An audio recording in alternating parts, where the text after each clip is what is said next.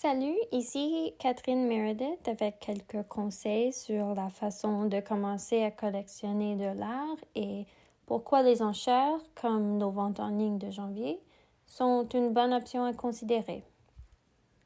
Il existe une expression « achetez ce que vous aimez », mais avant même que cela ne se produise, vous devez déterminer ce que vous aimez. Et pour ce faire, il faut s'exposer à beaucoup d'art.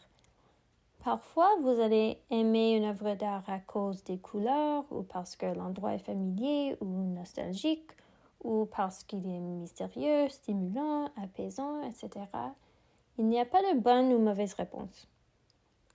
L'une de mes préférées de la vente de janvier est cette photographie de Robert Montgomery à cause du ciel de Pervenche vraiment paisible et de la citation lumineuse qui me fait penser à certains membres de ma famille décédés. Il vaut la peine d'apprendre les différences entre les plusieurs médias dans lesquels l'art se présente, car ceux-ci peuvent faire une différence dans la valeur. Par exemple, vous pourriez rencontrer une peinture à l'huile de Rita Le Tendre dans un musée, une galerie ou une vente aux enchères, et ne pas savoir qu'il est possible de posséder une de ces gravures dans le même style, mais pour une fraction du prix, telle que cette sérigraphie Northern Legend.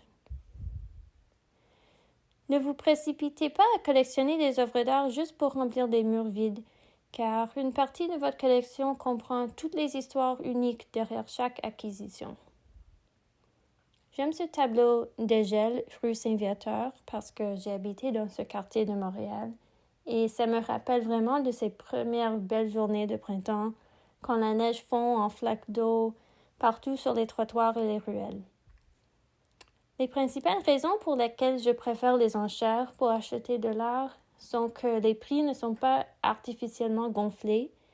Ils reflètent ce que les acheteurs sont réellement prêts à payer.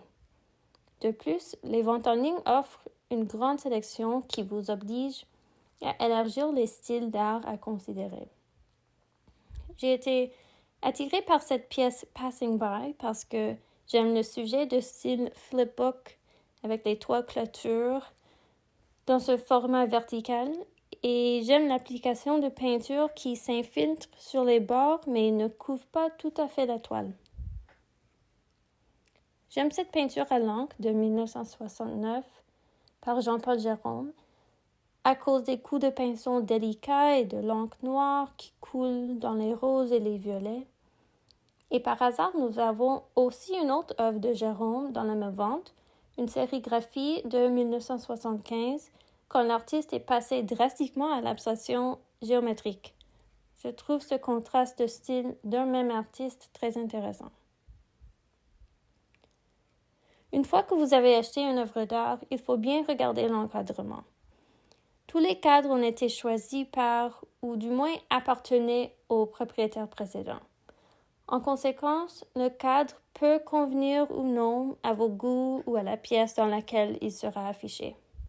Ça vaudrait la peine de parler à un expert en encadrement, car un nouveau cadre peut vraiment transformer l'apparence d'une œuvre d'art.